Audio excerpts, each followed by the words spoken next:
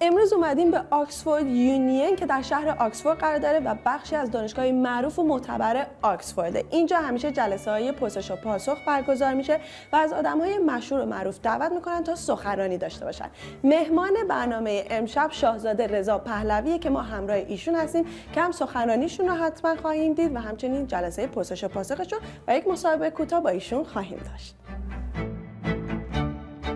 آکسفورد یونین یکی از نهادهای زیرمجموعه دانشگاه آکسفورده که با 189 سال سابقه به عنوان یکی از معتبرترین اتاقهای مناظره در سطح دنیا شناخته میشه. این اتحادیه دانشجویی تا به حال میزبان شخصیت‌های جهانی مهمی از چرچیل و جیمی کارتر تا دالایی، لاما، مایکل، جکسون و آلبرت انیشتین بوده. We host a large number of events at the Union with various high-profile figures, both from the world of politics, celebrity culture, and every Thursday night we host a debate on a particular motion with various, again, high-profile speakers from different fields. And we host about 4 events a week for an 8-week period. And the reason we invited Prince Pehlevi for this particular event is because it is 35 years since the revolution. It's a particularly sort of important year, and I'm sure we've extended an invitation to him in the past, but we were delighted that he was able to accept this time around. I've received a lot of interest over sort of email and in conversation from Iranian students. I know there will be a large number of Iranian students in the audience, and people have come from across the world actually. Because our membership is for life, there are a lot of alumni who have emailed me saying, you know, I'm coming from Canada, I'm coming back specifically for this event. I'm an Iranian student who used to be at Oxford, so interested and coming back specifically for this event.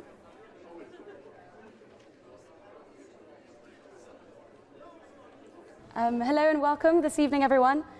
We're delighted tonight to welcome His Royal Highness Prince Reza Pahlavi to the Oxford Union.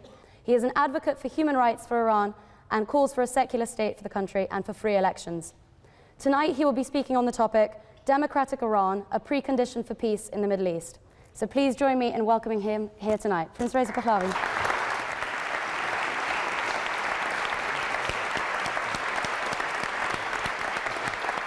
Thank you very much. Thank you. Thank you. Ladies and gentlemen, members of the faculty and students, distinguished guests, I would like to thank the Oxford Union for inviting me to this event. I am delighted to be back after many years here in Oxford and to be among you tonight. It is an honor and privilege to be received in one of the most prestigious learning institutions in the world. As much as I am enthused to be present in an environment where the sanctity of a learning institution is preserved and free thinking is paramount, I am sadly reminded of the opposite circumstance prevailing in my homeland today.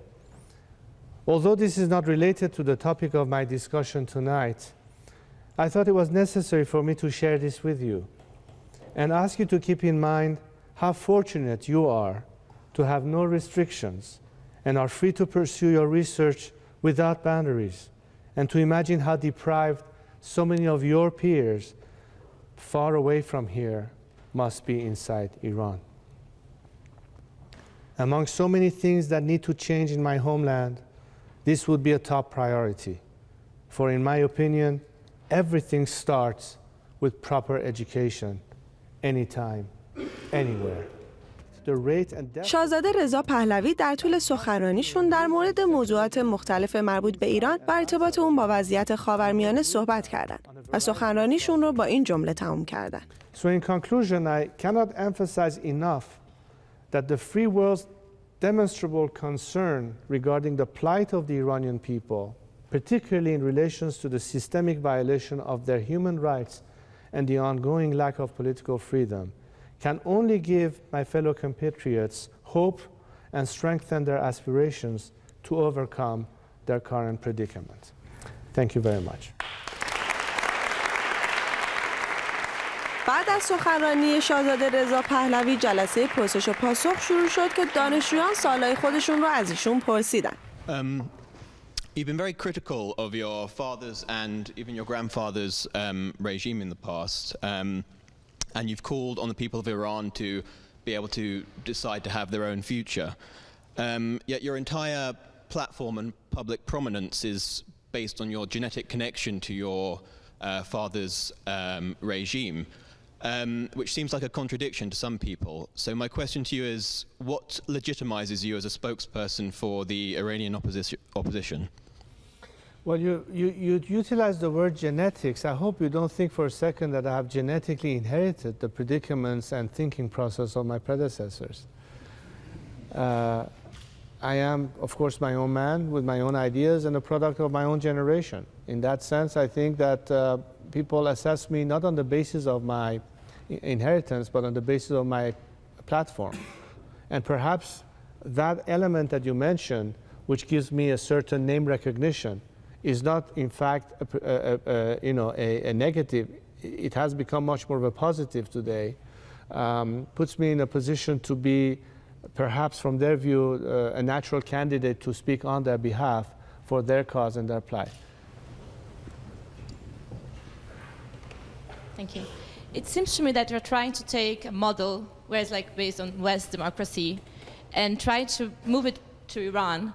So have ever occurred to you that in the last 35 years, Iran has progressed in some way, people have changed, that perhaps because you weren't there, you couldn't see it?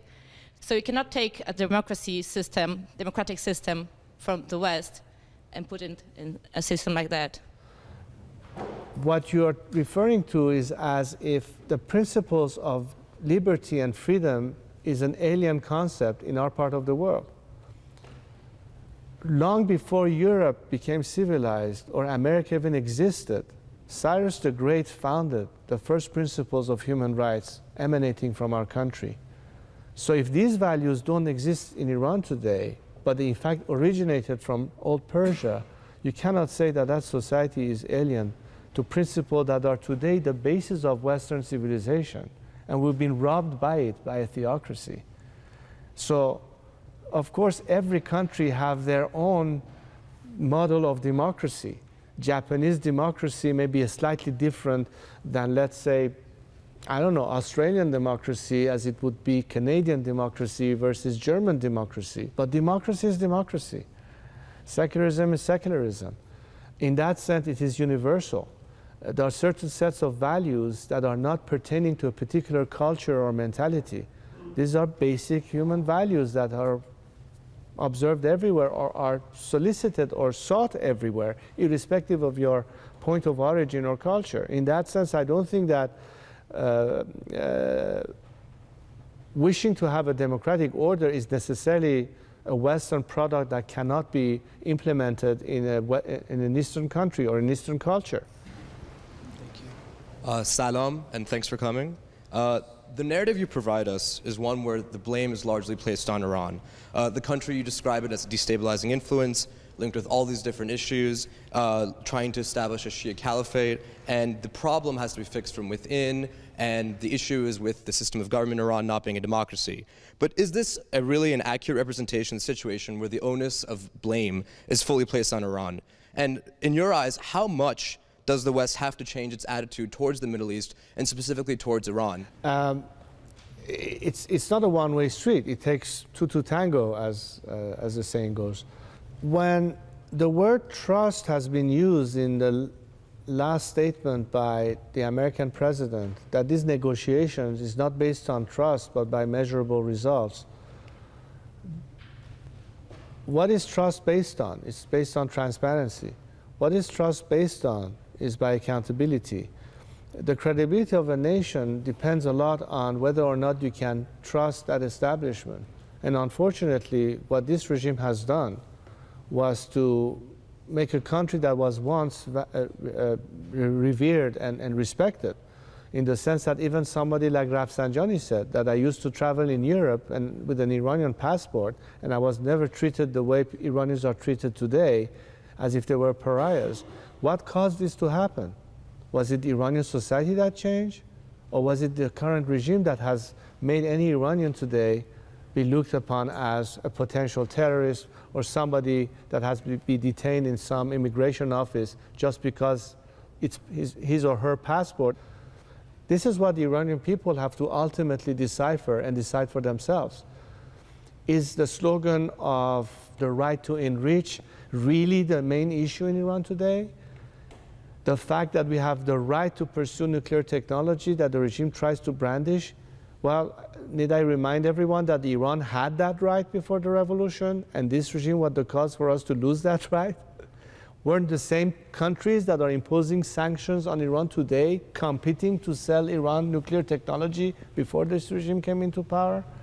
So let's not forget about these aspects either. But at the end of the day, the assessment has to be made by the people of Iran themselves. Is the regime truly moving in a direction to meet their aspiration, or is it moving in a direction to simply preserve itself and then maneuver diplomatically where it's appropriate on that?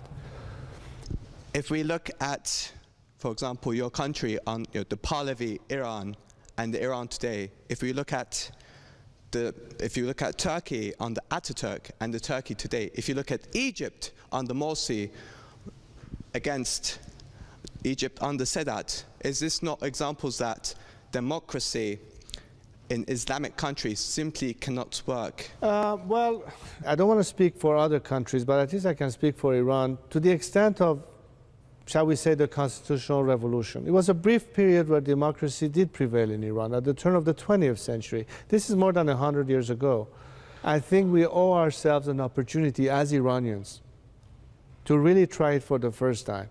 I'm longing for the day that after thousands of years of history, I can say as an Iranian, this is the first time that Iranians were able to determine their future absolutely out of their own free will. What a beautiful day that would be. It's our responsibility, and we have to be accountable for its results. So all I can say is we owe ourselves that opportunity. I'd rather try and fail than not try it at all, because I have faith. Something inside tells me that we will be able to do that, rather than not. I'm an optimist in that sense, not a pessimist. Personally, I don't. Let's agree to disagree. I hope that I'm right, and I hope that you're right. Okay, thank you everyone for coming. Thank you so much.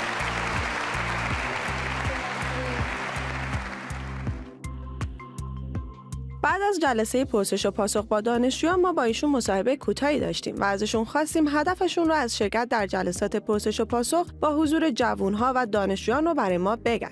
مهمترین مسئله در هر کشوری به نظر من مسئله آموزش و پرورشه. همه چیز از اونجا شروع میشه و برای اینکه کشور بتونه به بهترین شکلی از نیروهای انسانیش استفاده بکنه و این همه سرمایه گذاری در این بخش بشه، به خاطر این هستش که مملکت قوی تر خواهد بود از هر لحاظ و این به نفع منافع ملی کشوره که جوانانی که باز بیان از طریق تحصیل به درجاتی برسن که بتونن بعد وارد بازار کار بشن یا متخصص بشن یا به هر حال بتونن به مملکتشون خدمت بکنن. خب مسلماً مسئله آموزش و پرورش امر کلیدی است که از طفولیت آغاز میشه در محیط خانوادگی تا محیط دبستان و دبیرستان و نهایتاً دانشگاه و خب به نظر من یکی از مهمترین اولویت‌هایی باشه برای هر کشور که نسل‌های بعدی همینطور پشت سر هم بتونن دسترسی به بهترین تحصیلات ممکن داشته باشن و به خصوص که مسئله فقط خود تحصیل نیست که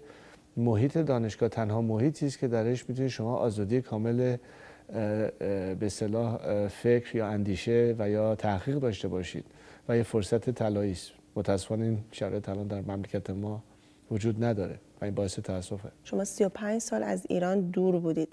چجوری میدونین که خواسته های جوانای الان ما تو ایران چیه؟ اتفاقا در عرض این 35 سال لااقل میتونم بگم که من خودم سر و کار با حداقل 2 نسل بلکه حتی 3 نسل داشتم. نسل سوم که الان تو سنین 15-16 سال هستن تا کسانی که همسن من بودن زمان انقلاب و 2-3 نسل این وسط، یعنی هر شاید بگیم 15 سال یک بار و بنابراین هر کدوم از این نسل‌ها با تجربیات عینی خودشون هستن و خب این دیالوگ متداوما وجود داشته، گرچه خب امروز خیلی ساده تر شده چون زمانی که کار رو آغاز کردم نه اینترنت بود، نه توییتر بود، نه فیسبوک بود، نه یوتیوب بود، نه به اصطلاح دسترسی به این فضاهای به اصطلاح مجازی مثل فیسبوک و غیر و ذالک و امروز که ارتباطات آسان‌تره، حالا چه از طریق اسکایپ چه از طریق پلتاک و سایر وسایل ارتباطی و این دیالوگ رو عملی‌تر می‌سازه، خب قطعاً خیلی راحت‌تر میشه ارتباط برقرار کرد. و خیلی از موارد هستش که حضوراً همدیگر رو می‌بینیم. بسیار از جوانان که میرن و میان، یا مستقیما خودم یا از طریق شبکه‌هایی که ایجاد کردیم برای این ارتباطات، خب دائم این دیالوگ هستش و بنابراین اندازه‌گیری این خواسته ها و مطالبات با گذشت زمان یه مقدار متغیره ولی خب دائمی است و فکر کنم از این لحاظ میشه به روز موند و دونست که آخرین مسائلی که الان مطرح هست، حالا چه مسائل آنی روزمره باشه چه در سطح کلانترش و عمقی‌ترش، خب اینا همش نتیجه این داد و ستد و گفتگوست. شما موقعیت الان ایران رو چجوری می‌بینید؟ من فکر میکنم که این موقعیتی است که شاید آخرین فرصت باشه برای اینکه نظامی که به نظر من در جای بدی گیر کرده، یعنی یا شما سناریوی مثل گورباچف خواهید داشت که نهایتاً به پایانی حکومت و امپراتوری شوروی رسید، یا اینکه باز دوباره یه جا بلوکه میشه و گیر میکنه و باز دوباره بنبست ایجاد میشه. اینو در عمل البته بایستید. به نظر من مهمترین نکته این هستش که در یک تحول سیاسی برای هر مملکتی با توجه به یک منحنی بخوام بگم بلوغ سیاسی در نتیجه تجربیات عینی که جامعه پیدا میکنه، اتفاقا فکر کنم جامعه ایران رو به نوعی از هر لحاظ آماده تر کرده برای پذیرا بودن یک تغییر بنیادی. ایران یک کشوری است غنی از هر لحاظ، هم از نظر نیروهای انسانیش هم از نظر نیروهای طبیعیش. تنها چیزی که کشور ما نداره متاسفانه مدیریت سالم هست و درست. و امیدوارم همیهنانمون به خصوص نسل امروزی بدونه که خیلی سریع ما میتونیم برگردیم به آنچه که ایران بود و خیلی بهتر از قبل.